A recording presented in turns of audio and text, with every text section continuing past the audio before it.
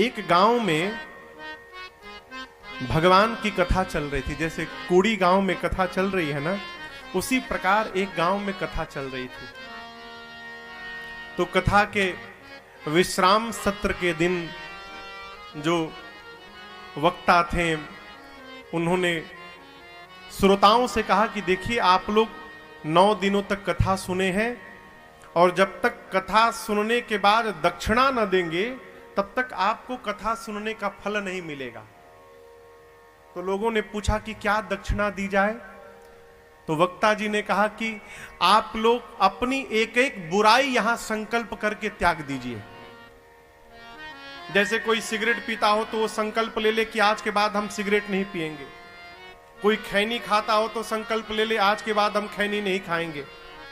और किसी के पास यदि बुराई नहीं है तो वो किसी नियम का संकल्प ले ले कि आज के बाद हम 5 माला जपेंगे तब पानी पिएंगे। तो जितने श्रोता थे, किसी ने बुराई छोड़ी, किसी ने कोई नियम का संकल्प लिया। गांव के एक सबसे बड़े सेठ जी थे। सेठ जी ना एक दिन कथा में कभी आए, न उन्होंने कोई नियम लिया, न कोई अपनी बुराई छोड़े। कथा पूरी हो गई।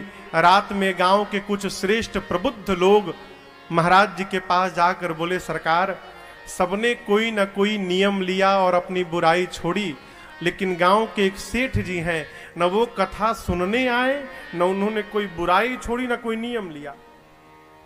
और तालाब को गंदा करने के लिए एक ही मछली पर्याप्त है प्रभु। तो हम लोग चाहते हैं कि वही एक बच्चे हैं, उनको भी कुछ दिया जाए, नियम चाहे संकल्प कुछ कराया जाए। महाराज जी ने कहा, बुलाओ सेठ को। सवेरे सूचना गई तो अब जब बुलावा आ गया तो सेठ जी कैसे मना करें, मन मार के गए। महाराज जी ने कहा, देखिए सेठ जी, गांव के सभी लोगों ने अपनी कोई बुराई छोड़ी है, जिसके पास बुराई नहीं है उसने कोई संकल्प लिया है, नियम लिया है। आप क्या कर रहे हैं बताइए। अब सेठ जी सोची तो बढ़िया फंस गए हम आके। तो समस्या समाप्त करने के लिए सेठ जी ने कहा, प्रभु हम नियम लेते हैं। क्या नियम लेंगे? सेठ जी ने कहा, हमारे घर के सामने कुम्हार का घर है, मैं नियम लेता हूं कि आज के बाद नित्य सवेरे जब तक कुम्हार का चेहरा नहीं देख लूंगा, पानी का एक घूंट नहीं पीऊंगा। गांव के लोग सोचे, ये कैसा नियम ले लिया, इस नियम से क्या लाभ होगा? महाराज भी तर्क वितर्क नहीं किए, कहे चलो इज्जत रख ली, कम से कम कुछ तो नियम लिया। महाराज बोले, चलो ठीक है, बहुत बढ़िया, नियम ले लिया ना, अब इसका पालन करना। सेठ लगा पालन करने, नियम लिया तो निर्वाह भी किया। 12 वर्ष बीत गए। 12 वर्ष में एक दिन भी ऐसा नहीं गया जिस दिन सवेरे बिना कुम्हार के मुख को देखे बिना पानी पी लिया हो सेठ ने। नियम का पालन किया। 12 वर्ष बाद एक बार सेठ जी कहीं गए तो रात्रि में वो आ नहीं पाए घर।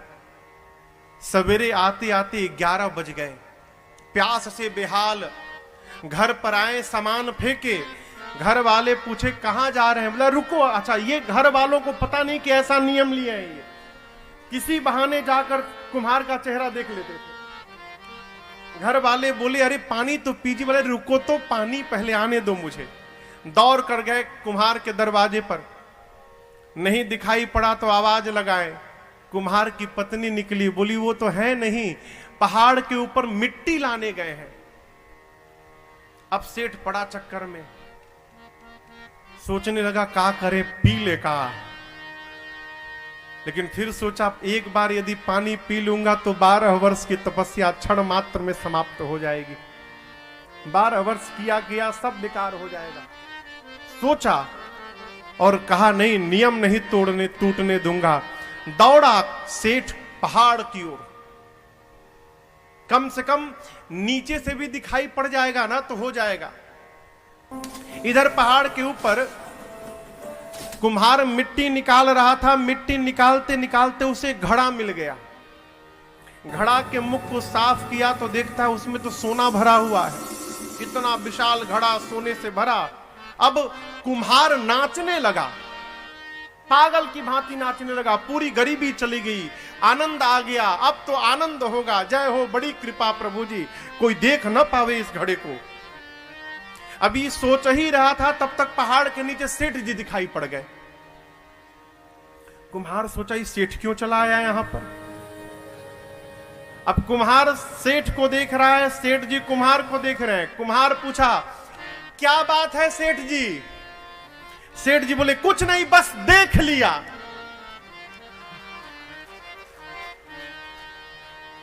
सेठ क्या बोला? देख लिया। सेठ जी तो बोलना चाहते थे कि तुमको देख लिया। कुम्हार को लगा घड़ा देख लिया। कुम्हार बोला जो देखे चुप रहिए, किसी से बोलिएगा मत, मुझे आने दीजिए नीचे। कुम्हार दौड़ कर नीचे आया, आके पांव पकड़ लिया। सेठ जी आप किसी से बोलिएगा मत, 50-50। सेठ बोला 50-50? जरूर दाल में कुछ काला है। हाँ चलो चलो चलो, क्या 50-50, चलो।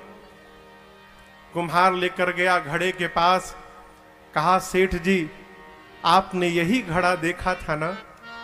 बड़े कृपा रघुनाथ जी की भाई तो ये मिला है, आप किसी से कहिएगा मत। इसका आधा सोना मैं आपको देने के लिए तैयार हूं, लेकिन आप किसी से मत बताइएगा। जब घड़े को देखा कुम्हार, उसके भीतर भरे हुए सोने को देखा है। सेठ जी वहीं सिर पे हाथ धर कर बैठे और फपक के रोने लगे हो। कुम्हार ने कहा सेठ जी आप रो क्यों रहे हैं, आपको तो नाचना चाहिए।